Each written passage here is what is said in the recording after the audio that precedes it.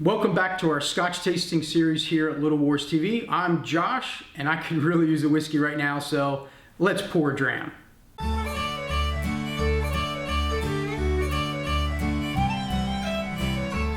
In this video, we will take a look at two of the world's biggest single malts, Glenlivet and Glenfiddich. I'll let my friend Will from Scotland do a right proper introduction. Hi folks, Will here. Today we're going to talk about Glenlivet. That's Glenlivet.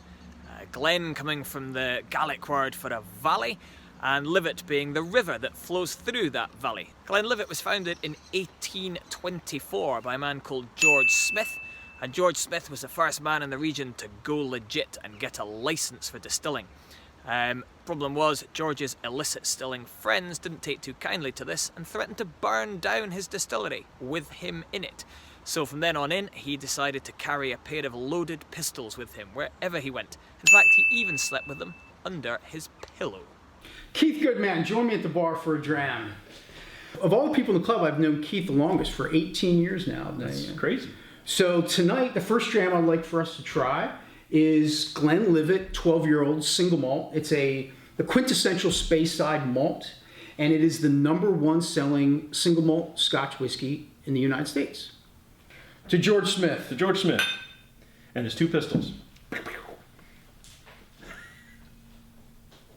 Now, Glenlivet's never been my favorite. It's actually, out of all the Scotches I've had, Glenlivet might be the only one I generally don't like. It has a sour, for me, it has a sour note on it. Yeah. But yeah, and everyone's taste buds are slightly different, so you're going to interpret slightly differently. I get a sourness, but I think it's more of like a fruit sour.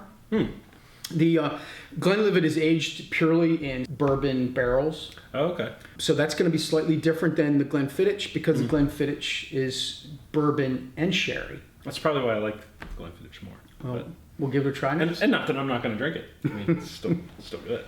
But. So Keith is our resident history professor, but he's also an excellent painter of miniatures. And that's how I first met Keith, was at a local hobby shop. Coming in on a Friday night, you would always be painting there. I was the store painter. I think my first historical army that you helped me with was a Black Tree Designs U.S. infantry in 28 millimeter. Yeah. Oh, so I remember that. I appreciate that. Thanks a lot. Yeah. Cheers.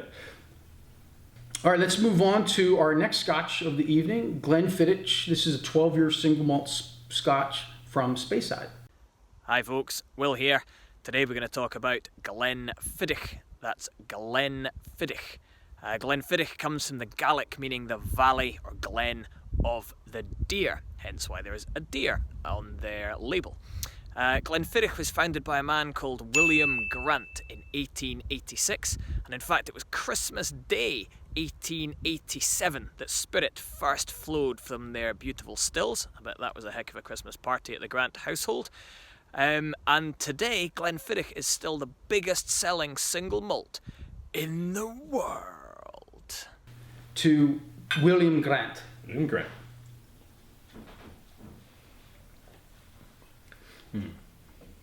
Now this is my favorite, or one of my favorites. Yes. To me, it always had a pear flavor. Yeah, I think the sherry finishing in the sherry cask is definitely evident. And this is the first dram I ever had. This is the first single malt I ever had. Oh, really? And I really liked it. I just really like that pear flavor on the end. It's just good. So I was looking at the Wall of Heroes and I noticed something strange. I noticed that there's a picture of you, but you're looking awfully Napoleonic. So what's the deal with that? That was from the Marengo episode, and I earned that distinction or honor because I was captured on the battlefield and was voted to be most valuable. So that shows you how the campaign went. If the most valuable player was somebody that was able to just simply draw troops away and take one for the team. Take one for the team. So there you have it for this week's video. You have the #1 selling Scotch in the world and the #1 selling Scotch in the United States. Both of our favorites is the Glenfiddich. What is yours? Give us a comment at the end.